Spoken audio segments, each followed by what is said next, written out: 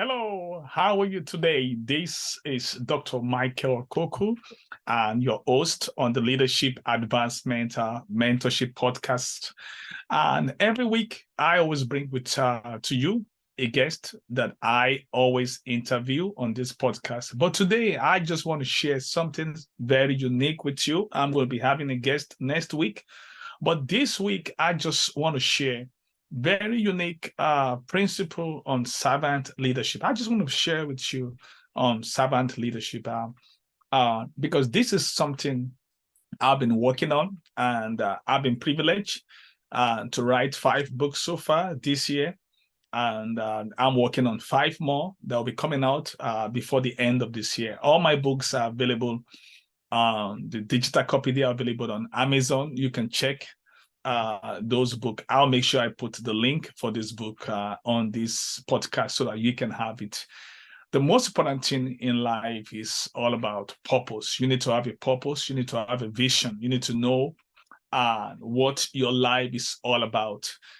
This has really been my quest even since I get to really understand myself. Even though I went to medical school, I was trained as a physician.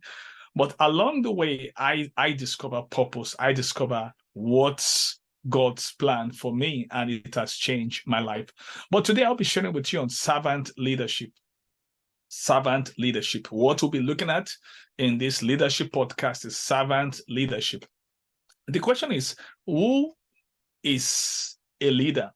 I was having a special moment with a group of leaders on Zoom and about 2 weeks ago, and I was challenging them, and the first thing I like to do is just to ask them questions that, in their own opinion, what does leadership means to them? So I was getting a lot of responses. Someone said it means influence, it means this, it means that, which was awesome.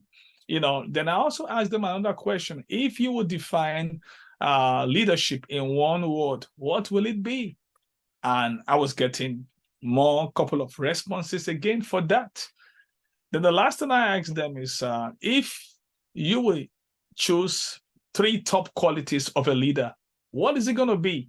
So I see a lot of people coming up with different qualities on integrity, honesty, character, and all that, which was great.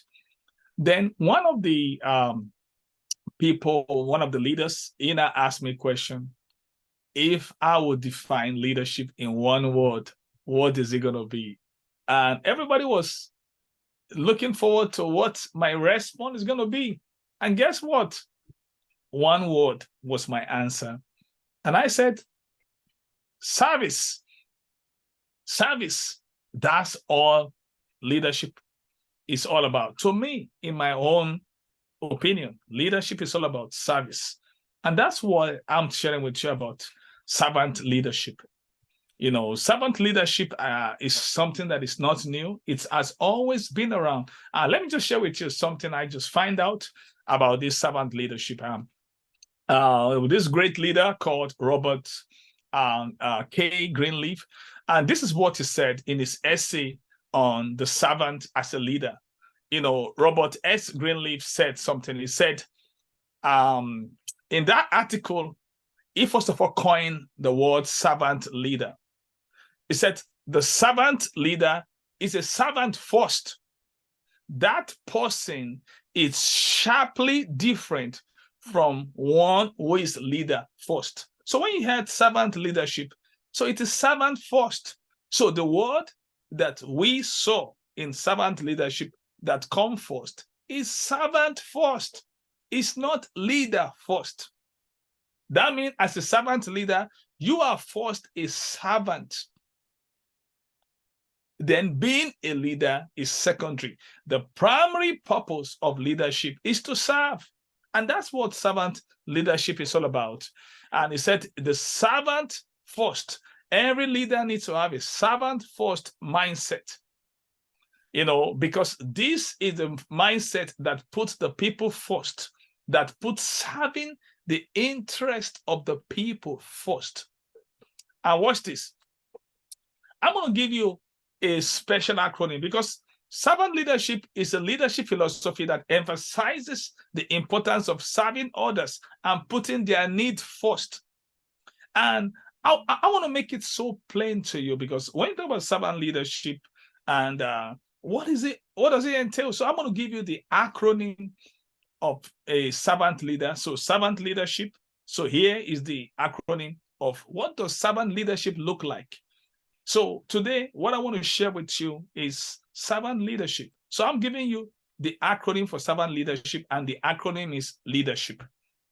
In my new book that I'm working on, called The Area Code, which is a book on servant leadership, which means accept responsibility and exercise authority. I mean, as a leader, you first of all have to accept responsibility before you can exercise authority. Now, in my book, I went beyond what I'm sharing with you. What I'm sharing with you is awesome, it's great, it's what I've shared with so many leaders all around the world. So many people, they've been really encouraged by it. Is the acronym for servant leadership, which is leadership.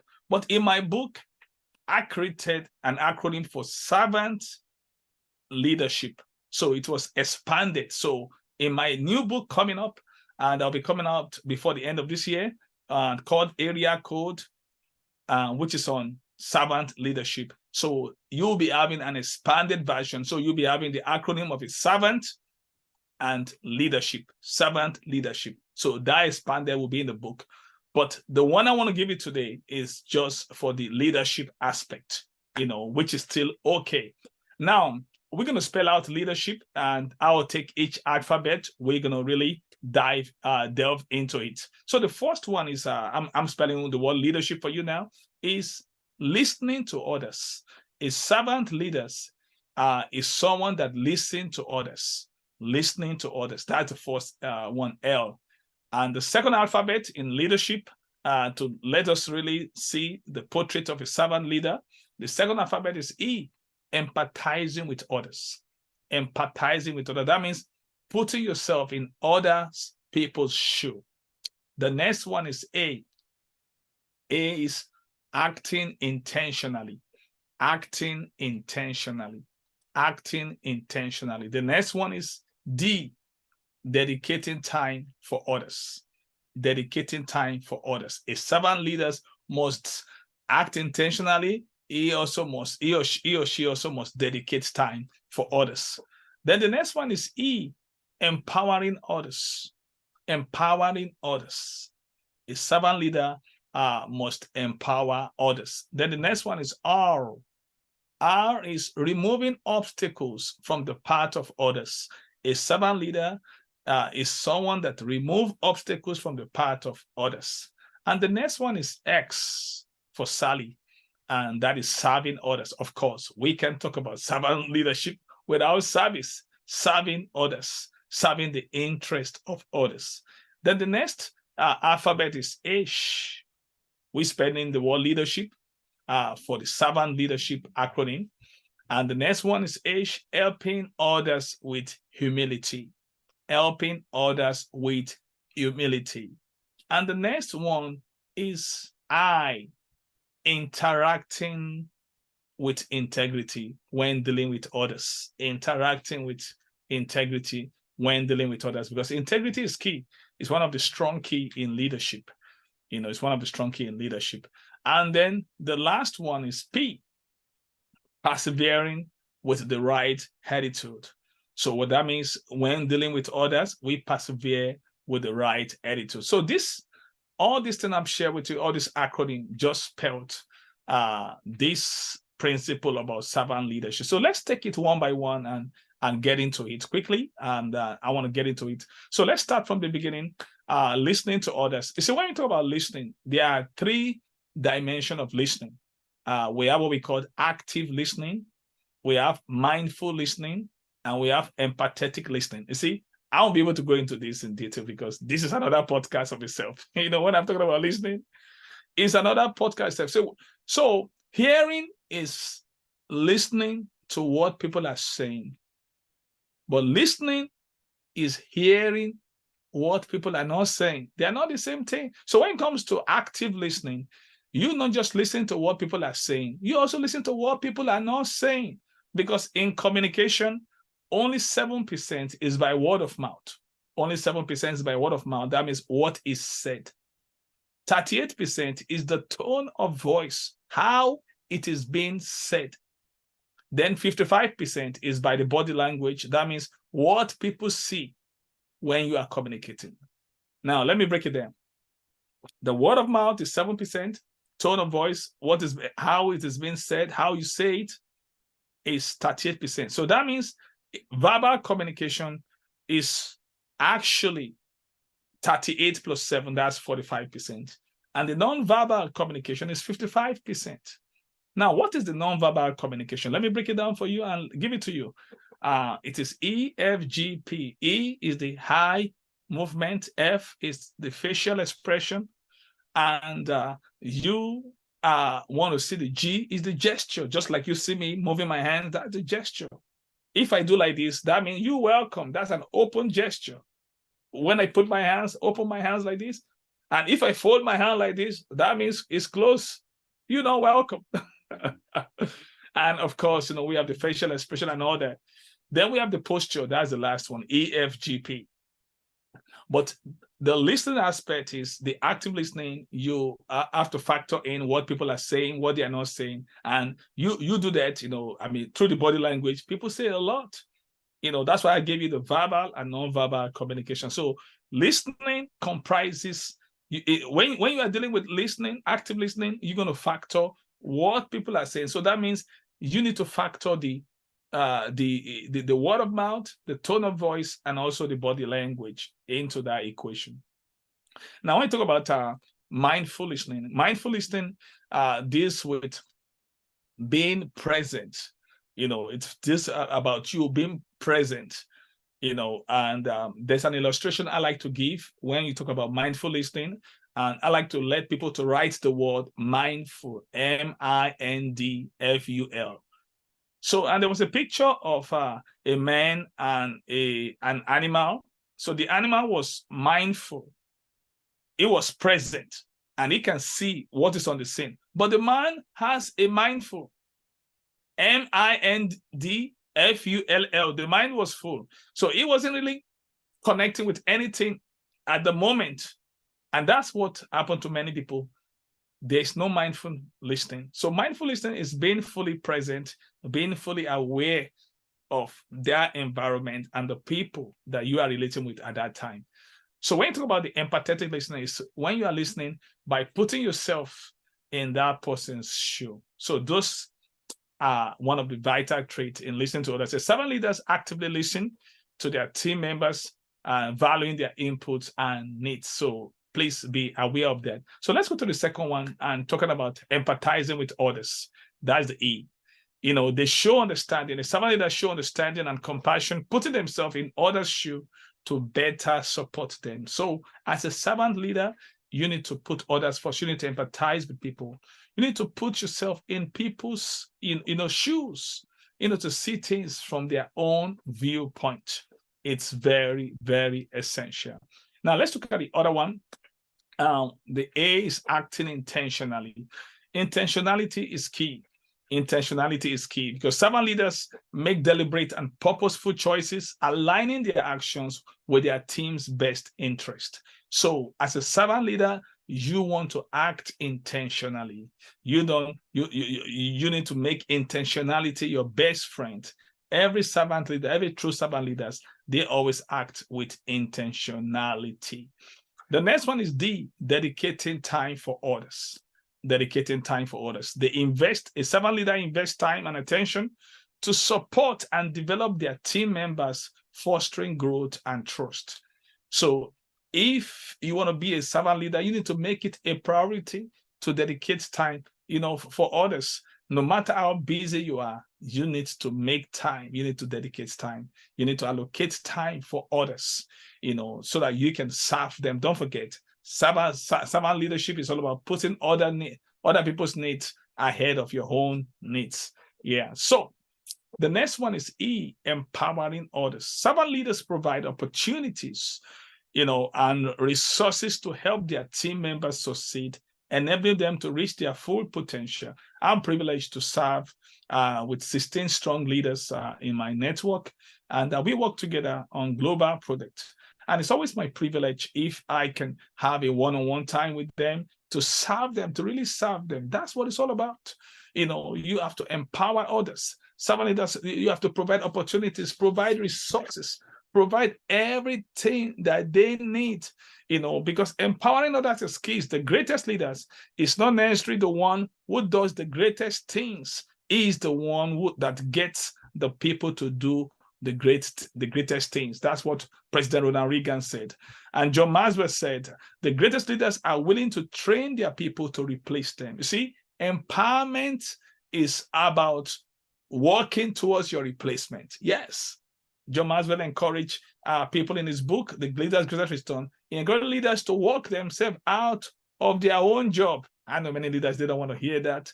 You want to hold tight to that position. There's no way your organization can experience real growth when you are holding tight to your position.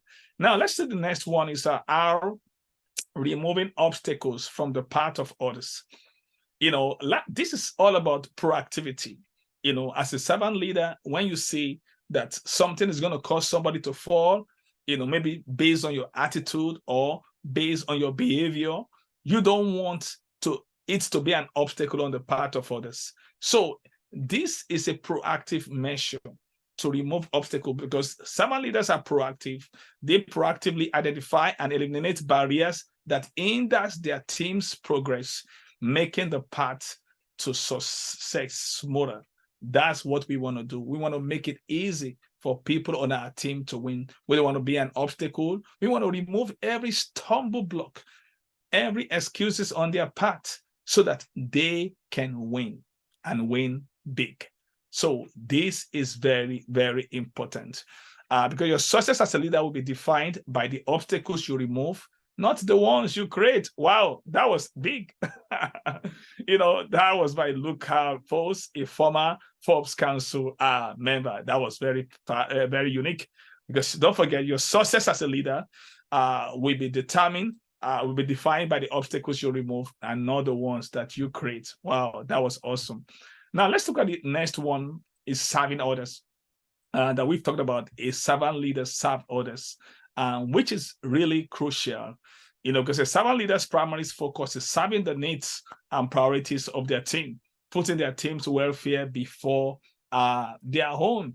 So I wanted to make serving others your goal. It has to be. Leadership is not based on how many people that serves you. It's based on how many people that you serve. The best way to find yourself is to lose yourself in the service of others. That's what the great Mahatma Gandhi said. A true leader has the confidence to stand alone, the courage to make tough decisions, and the compassion to listen to the needs of others. Yeah, it's so important. Now let's go to the next one, helping others with humility. So the attitude in which we offer helps really matters. The approach of servant leaders is they approach leadership with humility, recognizing that they are there to support and uplift others, not to assert dominance. It's not about asserting any dominance. It's all about serving. One thing I always respect, primarily from leaders is when I say leaders that have capacity, but that capacity is also coupled with humility. It's very important. I remember one of the leaders that we served together. Jerusha Smith, she's awesome. She owns her own radio station that reach out to 170 nations.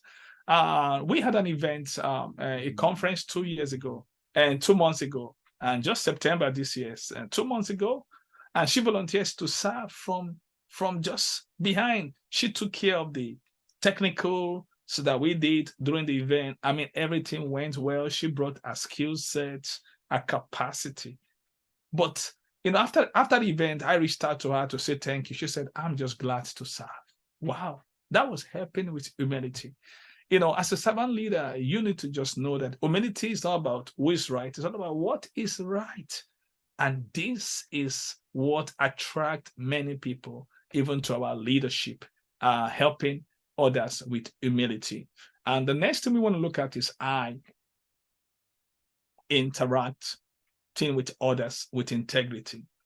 Integrity is key in leadership, is very vital key. As leaders, you need to be a man of integrity.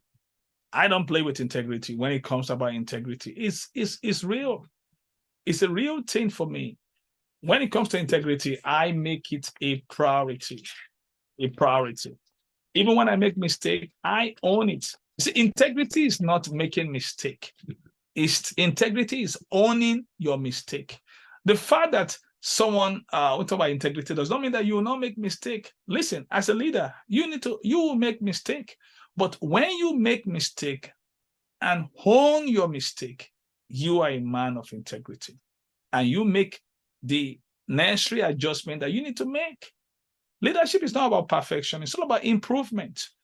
You see, people are looking for leaders that are real, authentic, because authentic leadership is the full expression of you for the benefit of all. So, interact with integrity. Servant leaders uphold high ethical standards and honesty in all their interactions, establishing trust within the team. So interacting with integrity is very key. I want you to put that down because the supreme quality of leadership is integrity. President Dwight Eisenhower said, the supreme quality of leadership is integrity. So we have to be a person of integrity to be a real, true servant leader. Then let's go to the next one, which is also the last one. Persevering with the right attitude. Persevering with the right attitude. Now listen, anyone can have the right attitude when everything goes well. But what happens when things are not going well? Joyce Meyer said, patience is not just waiting, but waiting with the right attitude. So as a servant leader, they demonstrate determination and a positive attitude in the face of challenges, inspiring their team to do the same. They persevere with the right attitude. Your attitude is key.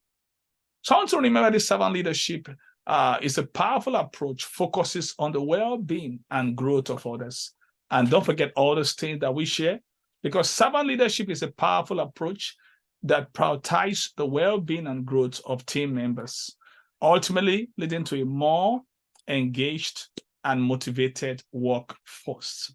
My name is Dr. Michael Koku, and I believe you've had a great time today learning about servant leadership. It's been my pleasure coming to you. Thank you for giving me your time, and I want you to subscribe to this podcast and share it with your friends and let them know that they have this privilege of learning leadership and through this Dr. Michael Koku the YouTube channel. Next week, I'll be bringing you a guest and a friend of mine and a great leader, and we'll be having a very great time together. Till I come your way, this is your host of this LAMP Leadership Advancement Mentorship Podcast, calling it a day. Thank you. Have a great day. Don't forget, always apply what you're learning. Thank you. Bye-bye.